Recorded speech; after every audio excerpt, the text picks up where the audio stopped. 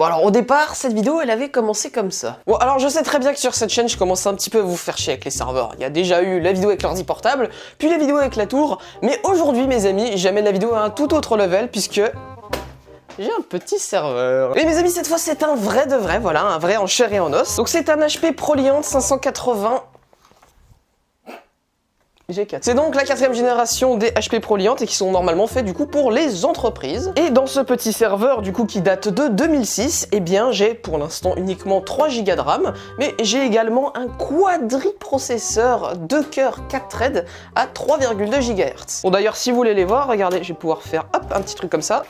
Hop là, voici les processeurs. Puis donc voilà, là on les voit bien, 1, 2, 3, 4. Et puis on a, je crois, leur VRM ici, puis le chipset. Bon bref, voilà, c'est un petit quadriprocesseur, c'est pas dégueulasse. Juste ici, j'ai un petit module pour de la RAM. Donc comme je vous l'ai dit juste avant, eh ben, j'ai 3 barrettes de 1 Go, voilà, donc ça me fait 3 petits gigas de RAM. Bien sûr, c'est de la mémoire ECC, vu que c'est des serveurs, du coup ça coûte une blinde cette merde. Et puis donc juste ici, comme vous pouvez le voir, j'ai 2 petits disques durs qui sont juste ici. Et puis alors, bon, j'en ai pas que 2, hein, puisque comme vous voyez ici, j'en ai une petite blinde, voilà, qui vont me permettre de pouvoir faire un as de ce serveur. Mais ce n'est absolument pas le but principal, puisqu'avec ce serveur, eh bien, je vais faire ma fameuse petite machine de rendu à distance. Du coup, mes amis, vous pouvez venir par là, regardez ce qu'il y a dans le serveur, et bien tout simplement, ce qu'on peut y voir déjà, c'est que j'ai l'impression qu'il n'y a aucune poussière à l'intérieur. En effet, ce truc est tout simplement resté dans un putain de data center qui était complètement filtré, et ce truc, on dirait pas, mais il a servi pendant 14 ans. Et du coup, bah, comme vous pouvez le voir, le truc est parfaitement nickel. Ah oui, et puis un truc que j'adore aussi, voilà, c'est les ventilateurs qu'on peut hot-plug. En fait, dans ce serveur, on peut tout hot-plug. Là, vous voyez qu'il est assez conséquent, c'est vraiment des sacrés masters, c'est bordel, mais enfin bref.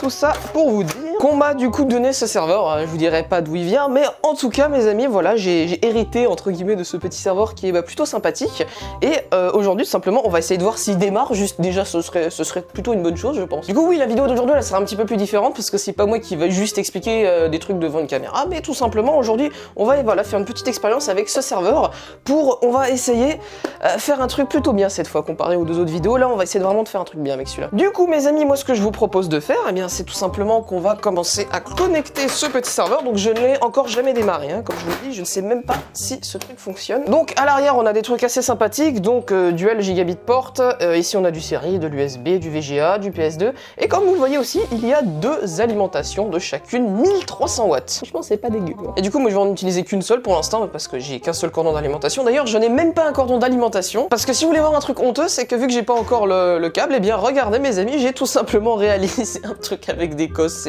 c'est juste beaucoup trop honteux, mais ça marchera juste pour aujourd'hui. Du coup ce que je vais faire, bon déjà bien sûr j'ai coupé le courant, hein, avant de me foutre les trucs là-dessus. Du coup tiens, on va dire qu'on va brancher sur celle-là, donc bien sûr je vais pas inverser les fils, donc on a bien la prise terre qui va venir juste ici. Et après normalement la phase et le neutre, ça devrait pas poser de problème si je les inverse. Voilà, regardez, ça paye pas de mine, c'est juste parfait comme installation, vous trouvez pas? Bon bien sûr il va falloir qu'on puisse voir ce que le serveur y fasse, alors bon bah...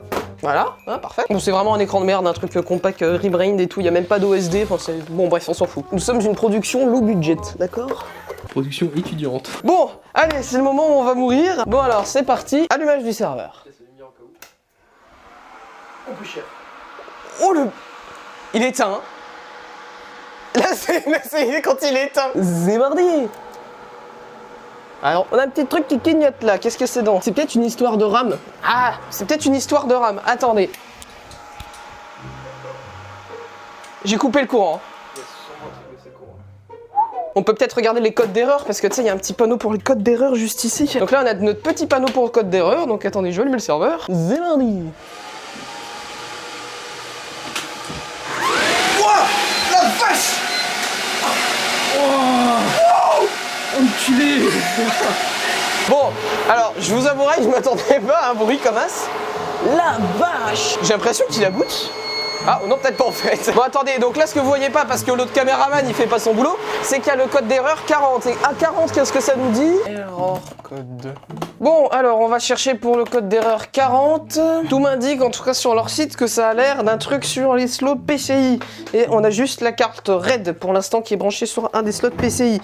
Bah du coup ce que je vais faire, je pense que je vais la débrancher tout simplement. Hop, voilà. Tant pis si pour l'instant on n'a pas la carte RAID. Dis-moi, Imhotech. Quoi? À quoi ça sert une carte RAID? Il y a une carte RAID, Jamie, ça sert tout simplement à agréger un ou... bah non, enfin non plus, ça sert à agréger plusieurs disques durs pour pouvoir tout simplement en faire qu'un seul par exemple, ou alors tout simplement dédoubler la vitesse mais toujours avoir la même capacité. Bref, ça sert à faire plein de trucs quand même. Mais pour l'instant, pour poste, c'est vrai que ça ne nous est pas requis. Alors, qu'est-ce qu'on va voir cette fois? Non. Toujours le même problème, 3 bips. J'ai peut-être mon idée, tout simplement, j'ai 3 sticks de barrette et dans le manuel il y a marqué qu'il n'en faut que par paire. Donc je peux éventuellement essayer de booter avec un stick en moins. 0,8 c'est... je sais pas, hein. Il me pisse au cul. Hein. Oh, on a un truc. Viens voir. On a un signal. Ah. Bon, alors bien sûr, ce genre de truc, c'est genre giga long à booter, parce que c'est un serveur, c'est pas fait pour être reboot tous les 4 matins. Donc ouais, donc là, qu'est-ce qu'on a 2 gigas, parfait. BIOS de 2007, oh bordel de merde. Et on a bien 4 processeurs à 3,2 GHz, ils sont bien tous reconnus, ça c'est parfait. Ok, Smart Array, P400 contrôleur, donc je crois que voilà Logical Drive, je crois que c'est notre petite carte RAID. D'ailleurs, si je regarde là, bon pour l'instant je n'ai qu'un seul drive qui est détecté, enfin qui a une LED. Date and Time, ah oui, bah on n'est pas du tout à l'heure, en plus la pile elle est morte. Oh. Invalide. Pardon. Temps n'est pas valide. 1 minute, seconde. Bah je vois pas où est le problème. Genre, attends, on est bien le 19, 01. 20. Ah, 13h55 et 47 secondes. Non, il a pas envie. Mais bon, bah je vais me faire foutre, alors c'est cool. Donc le but aujourd'hui, ce serait quand même d'installer Windows Server là-dessus et de faire un petit test de rendu vidéo. Parce que bah du coup, c'est le but un peu de la manœuvre aujourd'hui. C'est d'essayer de voir si ce quadriprocesseur, du coup, 8 cœurs 16 threads à 3,2 GHz peut éventuellement m'apporter quelque chose en termes de rendu vidéo. Et bien sûr, bah avec tous les petits disques durs là en SAS là, que j'ai juste ici, eh bien je vais essayer de faire un NAS. Mais dis-moi, Imhotech, oui. C'est quoi un NAS? Oh, c'est chiant là. Network Attached Storage. C'est tout simplement des disques durs en réseau, voilà. Ah, regardez qui volage. Hop là, on va le brancher sur le petit système Unify, you know. Oh, tiens, regarde ce que t'as loupé. On va se mettre sur un des ports, sur le 1. Hop, voilà. Est-ce qu'on va avoir une petite lumière? Oui, on a un lien. Wouhou! Moi, je vous avouerai que ce que j'aimerais faire, c'est que j'aimerais installer du coup Windows sur le petit RAID des 2 disques durs de 146 Go. Ah là, regardez-moi ça. Putain, ce truc vibre, c'est un délire. Ce qu'on va faire une fois qu'on aura installé Windows, c'est que je vais tout simplement mesurer, et oui, c'est assez honteux, je vais mesurer ce que consomme ce serveur. Vous voyez que c'est assez honteux. Ah tiens, attendez. Standard évaluation expérience de bureau. Voilà. Oh, mais il y a des trucs là-dessus. Mais alors, c'est un truc que je vous ai pas dit, c'est que ce sont des données du service public. Alors vu que c'est un RAID, je ne peux absolument pas y accéder. La personne qui m'a filé ça a bien fait son boulot. Et voilà, normalement, là-dessus, il y a encore des données du service public. Hein, voilà, ça c'est drôle. Si vous voulez que je vous efface un casier, n'hésitez pas à m'envoyer un DM. Voilà, ce que je suis en train de faire, c'est que je suis en train de supprimer toutes les petites partitions un à un. Voilà, bon déjà, ce dont on peut se rendre compte, c'est que ma prise terre fonctionne. Regardez, je touche du métal, je suis encore en vie. Est-ce que les deux disques clignotent en même temps? Donc j'espère que je suis sur un RAID. Normalement, le contrôleur RAID, voilà, est déjà configuré. Bon, bah c'est cool. On installe notre petit Windows. D'ailleurs, un truc que je vous ai pas dit, c'est que comparé à des disques de bureau, ces disques-là sont assez ouf. Pour tout vous dire, ceux-là, ce sont des 72 Go, 10 000 tours minutes, sachant que sur un desktop, on fait entre 5000 et 7000. Là, on fait 10 000 tours minutes. Et sur les 2 disques durs là qui sont en RAID, là-dedans, on a du 15 000 tours minutes. Je n'ai jamais vu ça. Donc oui, ce que je voulais vous dire pendant que le truc là, il fait sa petite installation, c'est que j'ai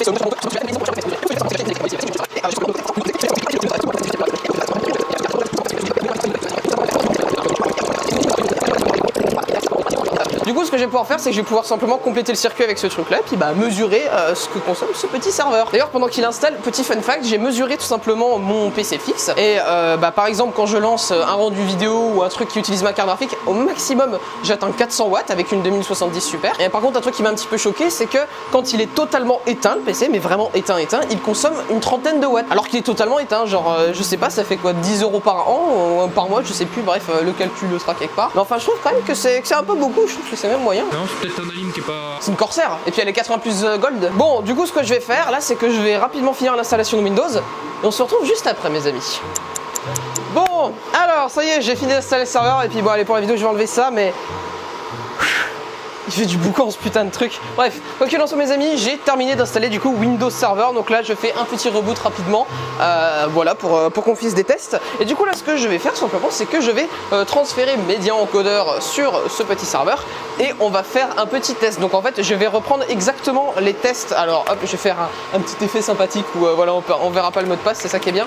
Mais en gros ce que je vais faire c'est que je vais faire un petit test, tout simplement le même test que dans la dernière vidéo comme vous l'avez peut-être d'ailleurs sûrement vu, où tout simplement on va essayer de faire le rendu et voir si ça bat mon i7 et éventuellement le i5 overclocké. Donc voilà, j'ai mon petit environnement Windows Server comme vous voyez. On est bien booté du coup sur le RAID, voilà, tout ça fonctionne bien. Je pense que si je fais Windows E, ça m'ouvrira l'explorateur. Ça va en vrai, mais bon, vu que c'est du disque dur, c'est un petit peu lent. J'ai bien 136 Go, mais mes deux disques durs sont utilisés en même temps, donc je pense que le RAID fonctionne bien tout simplement. Et du coup là ce que je vais aller faire, c'est que je vais tout simplement aller sur mon réseau local, hop, je vais aller chercher tout simplement Media Encoder sur mon ordinateur principal. D'ailleurs vous aurez remarqué aussi qu'on a ouvert la fenêtre parce que commence à faire chaud avec ce bordel là-dedans. Du coup ce que je vais faire c'est que je vais sortir mon petit téléphone et que je vais lancer un test chronométré, donc toujours avec ma dernière vidéo, voilà, je l'ai juste ici en réseau et je suis connecté, donc il n'y a aucun problème. Du coup je vais également l'exporter comme on l'avait vu sur la dernière vidéo, c'est-à-dire en 4K 10 mégabits seconde et en H264 en MP4. Bon alors ça y est, tout est en place mes amis pour le petit test de rendu et du coup je peux faire OK juste ici et puis je suis prêt. Donc normalement record à battre c'est 11 minutes, à peu près 11 minutes avec mon i7 et mon GPU. Je pense que ce sera beaucoup moins bien, mais ce qu'il faut savoir quand même c'est que cette petite machine elle a quand même du coup 8 cœurs 16 threads, ce qui n'est quand même pas rien parce que tout simplement les rendus vidéo se scale vraiment beaucoup avec les cœurs. Donc par exemple je pense qu'il faudrait à peu près entre 8 et 10 cœurs pour avoir le scaling parfait pour pouvoir faire le meilleur rendu vidéo. Après si vous voulez plus de cœurs, c'est juste que ça changera pas beaucoup les résultats, juste il faudra augmenter la fréquence si vous voulez avoir plus de performance vidéo. Mais vu qu'il y a quand même 2 fois plus de cœurs et 2 fois plus de threads dans cette machine que sur mon autre, honnêtement je pense, donc regardez là on a bien le petit Xeon à 3,2 GHz. Donc normalement si je me mets en mode processeur logique, voilà, on est sur un truc assez qui est vraiment pas dégueu. Et donc bon, ce qui est bien c'est qu'on n'utilise même pas 1 Go de RAM, mais de toute façon les rendus ça fait piquer la RAM. Donc je sais pas si ces résultats seront vraiment définitifs parce que j'aurai plus de RAM après, mais on va tout simplement pouvoir lancer le petit test de rendu. Donc voilà, je vais tout simplement garder mon téléphone et je vais lancer le rendu. Donc dans 3, 2, 1 et c'est parti. Voilà. Donc là normalement on devrait bientôt avoir un jump, voilà, dans l'utilisation du processeur. Donc là on va passer tous les petits rendus fichiers audio qui n'utilisent rien du tout. Et normalement dans quelques instants on devrait voir un jump en utilisation du processeur qui devrait vraiment pas être dégueu en fait. Donc maintenant à peu près 11 minutes record à battre. Du coup écoutez, on se retrouve dans 11 minutes mes amis, une fois que le rendu est terminé. Enfin pas forcément dans 11 minutes du coup, une fois que ce rendu sera terminé, voilà tout. Bon alors mes amis, nous voici une trentaine de minutes après et on a un petit souci, c'est qu'on est totalement bloqué par les 2 Go de RAM de ce truc là. Voilà, comme vous voyez là on a l'utilisation de la mémoire, donc là bon c'est pas encore totalement à 100%, mais c'est parce que le truc galère totalement en fait, parce que tout simplement le rendu vidéo faisait pique l'utilisation de la RAM, ce qui causait des mini crashs toutes les 5 secondes et ce qui me poussait à croire que le souci c'était la RAM. Mais du coup ce qui est bien c'est que le jour d'après j'ai réussi à me procurer un petit peu plus de RAM et du coup j'ai eu l'occasion d'en installer un petit peu plus. Enfin je vais avoir l'occasion parce que là pour l'instant on en est toujours au même stade, je suis en train de faire le montage et j'ai tout simplement eu quelques sticks de RAM en plus. Bon regardez, c'est juste ici, c'est sur mon bureau, donc vous voyez que j'en ai pas mal finalement en RAM. Donc qu'est-ce que j'ai? Et là tout ça c'est un groupe de sticks de 4 Go, donc voilà j'ai 32 Go, voilà toujours en DDR2 juste ici. Et ici j'ai le groupe des 2 Go et ici le groupe des 1 Go. Voilà, donc comme vous le savez, je peux uniquement installer les barrettes par paire. Donc là vu qu'il y a 3 de 1 Go, celle-là on ne va pas l'utiliser. Pareil ici on a une barrette de 2 Go que je ne vais pas pouvoir utiliser, mais du coup je vais pouvoir faire des lots, voilà tout simplement avec tout ceci, c'est parfait non? Du coup là ce que je vais faire tout de suite c'est que je vais m'attaquer tout simplement à mettre toutes ces petites barrettes de RAM dans leur slot. Voilà la dernière barrette. Alors là bien sûr j'ai dû malheureusement mismatch, j'ai 2 sticks de 1 et 2 sticks de 2, j'espère que ça gênera pas trop le serveur et du coup en fait je suis con, dans mon addition ça allait pas, du coup ces 2 sticks de 1 je vais pas pouvoir les mettre, voilà j'ai préféré mettre le plus possible de capacité. Donc maintenant je vais slide ça à l'intérieur et normalement on devrait être plutôt bien équipé maintenant en RAM. Du coup moi je vais faire mon test, du coup c'est parti, on va l'allumer. Ah, on a une source vidéo, le moniteur, oui, parfait. Allez, le petit setup de mémoire. Oh, regardez-moi ça, c'est magnifique. J'aime bien le testing memory using 16 processors.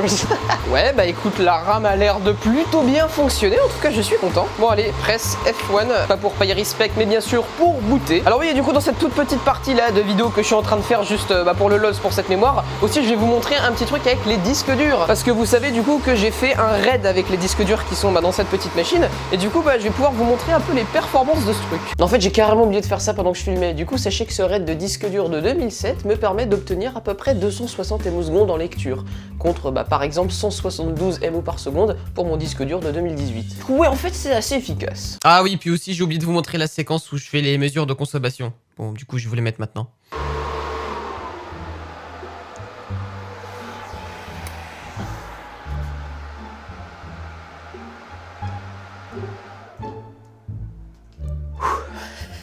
La vache. Bon, du coup, mes amis, on va faire notre petit test. Du coup, je vais brancher mon montage Hunter. Toujours la fameuse minute de René. Alors là, par contre, il y a un truc qui me fait un peu peur, c'est que vu que j'ai pas de prise terre. Ah oui, je suis quelqu'un de très dangereux sur ce truc-là. Voilà où arrive ma prise terre. C'est assez drôle. J'espère que ce truc n'a pas de défaut de terre. De toute façon, s'il y aurait eu un défaut de terre dans l'alimentation, ça aurait fait un court-circuit, ça aurait fait sauter les plombs. Donc, je ne me fais pas trop de soucis. On va mourir. Non. Au pire, comme sécurité, je vais mettre la souris et le clavier hors de portée de me tuer. Voilà, on va faire un truc comme ça. Et du coup, ça, on avait dit, on va le mettre dans cette petite prise électrique ici. Ensuite, ceci, bon, ça c'est bien allumé, du coup, je vais pouvoir le brancher ici. Et il va me falloir mon petit ampèremètre juste ici, dans cette petite prise. Bon, alors, bien sûr, je le précise, ne faites jamais ça chez vous. Nous sommes des professionnels. Donc, ouais, du coup, ne faites surtout pas ça chez vous. Là, je vais juste bypass la sécurité de nos petites prises européennes qui sont bien foutues, je disais, voilà, pas mal foutues. Donc, voilà, là, je ferme le circuit avec mon ampèremètre. Je vais bien sûr le mettre sur le bon calibre. On va éviter de griller un autre fusible et on va le mettre sur ampère. Comment ça, un autre fusible, Imhotech? Quoi? Tu sais qu'hier, en faisant mes tests, j'ai grillé un des fusibles de l'ampèremètre. Comment t'as fait? Comme un couillon, j'ai essayé de me mettre en mode ampèremètre et j'ai essayé de démarrer mon PC alors que j'étais sur le calibre volt. Donc je vais pouvoir le mettre comme ceci. Je vais le mettre en mode alternatif, bien entendu, puisque c'est ce que nous allons mesurer. Et là, on va juste prier que ça ne pète rien. Oui, le jump en ampère. Démarrage, c'est parti. Ouh, les 2 ampères. Ça fait à peu près 500 watts, mes amis, au démarrage. C'est assez violent, on va pas se le cacher. Ok, le serveur est bien en train de démarrer, tout va bien. On va voir ce qui se passe quand il est en idle. Voilà, c'est surtout ça que j'aimerais savoir, parce que la plupart du temps, en fait, il sera juste en idle, le bordel. Bon, alors, c'est parti. On va faire stress FPU, cache, peut-être pas la mémoire quand même. Et c'est bon, petit coup d'œil sur l'ampèremètre. Et c'est parti, je lance le test. Wow, aïe, aïe, aïe, aïe, aïe. 3 ampères. Donc je le rappelle, mes amis, 3 ampères sur le 230. 230 x 3, ça nous fait 690 watts actuellement de consommation. Sachant que moi, mon ordinateur, je le rappelle toujours, n'a jamais dépassé les 400 watts avec la carte graphique et le CPU à fond. Sachant que j'ai un i7 et puis une 2070 toujours.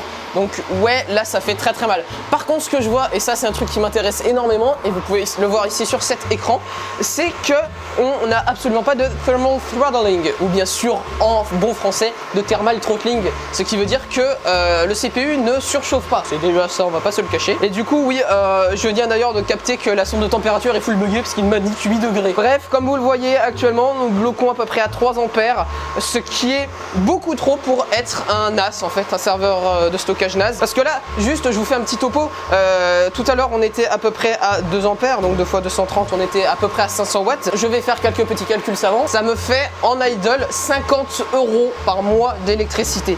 C'est juste énorme, c'est juste pas possible. Si je laisse tourner en permanence en idle, et ça fait 50 balles par mois d'élec. Donc juste, non, je vais jamais pouvoir le laisser tourner en permanence. C'est sûr, c'est pas un truc qui est censé être efficient. C'est normalement juste pour être foutu dans un data center. Surtout ce truc à 14 ans quand même. Voilà, back to the server. 46 Go DDR, voilà. Mais c'est nickel. 1,6 Go sur 46. Est-ce que c'est pas beau ça, mes amis? Nous, on veut faire une exportation en H264 en 4K à 10 mégabits seconde. On est parfait. Du coup, je suis avec mon fidèle chronomètre et je vais tout simplement le lancer. Donc 3, 2, 1. Et c'est parti, lançons le rendu. Bon, bien, je viens de terminer le rendu. Et bon, le résultat n'est pas forcément génial, vous le voyez peut-être avec l'horloge juste ici. Mais mes amis, le rendu a pris, tenez-vous bien, 1 heure, 5 minutes et 30 secondes. Ce qui est juste pas possible contre les 17 minutes de mon processeur seul ou encore des à peu près 10 minutes de mon processeur avec ma carte graphique. Du coup ouais, ce truc est très lent quand il s'agit de faire une vidéo et de faire un rendu et du coup ça n'ira pas du tout, même quand il est pas bloqué. Vous voyez d'ailleurs que ça utilise toujours 9 Go de RAM, je comprends pas, mais bref. Quoi qu'il en soit, moi j'aimerais tester un deuxième truc. Tout simplement, moi vous savez qu'avant le montage de mes vidéos, eh bien je transforme mes fichiers MP4 de ma caméra en fichiers cinéformes pour qu'ils soient bien traités par mon ordi et que ce soit facile tout simplement au montage. Et ben je me dis tout simplement que je pourrais peut-être essayer de faire le même test avec du cinéforme et d'essayer de faire un transcode avec ce serveur et voir ce que ça donne s'il n'y a pas des éléments complexes et tout. Je pense que ça peut être un bon test. Du coup, je vais faire ça tout de suite. Je vais donc le set en QuickTime GoPro cinéforme. Alors bien sûr à la plus basse qualité parce que sinon le truc il prend beaucoup trop de place pour rien. Et on est à peu près bon là-dessus. Donc le temps à battre qui est avec mon PC principal, donc avec la carte graphique et le processeur, est de 34 minutes. Donc là on va voir ce que ça donne. Et mes amis, c'est parti. Et puis bah en fait, bon, ça fait 3 minutes que le serveur tourne pour le rendu. Et comme vous pouvez le voir ici, il me met restant 2 heures et ça arrête pas de fluctuer entre 2h14, 2h13, etc. Je pense que Medium Encoder fait plutôt un bon job en tant que prédire le temps parce qu'il avait prédit à peu près 1 heure et puis bah ça fait à peu près 1 heure sur l'autre vidéo. Là s'il me prévoit 2 heures, je lui fais confiance, je pense 100% que ça va être 2 heures. Donc je vais pas vous le cacher, je vais pas attendre jusqu'à 18 h que le rendu se termine pour avoir les résultats parce que ça va juste être beaucoup trop chiant. Ça me fait un peu chier, voilà, je ne vais pas vous le cacher. Que du coup ce petit serveur n'est pas du tout fonctionnel pour les rendus vidéo. Je ne sais pas ce que je vais en faire du coup parce que j'ai un serveur qui a pas mal de cœurs, une fréquence pas ouf, qui consomme beaucoup et qui a pas mal de RAM. Du coup je sais pas trop ce que je pourrais en faire. Voilà, de base le titre de la vidéo c'était voilà, j'ai enfin un vrai serveur, un vrai de vrai.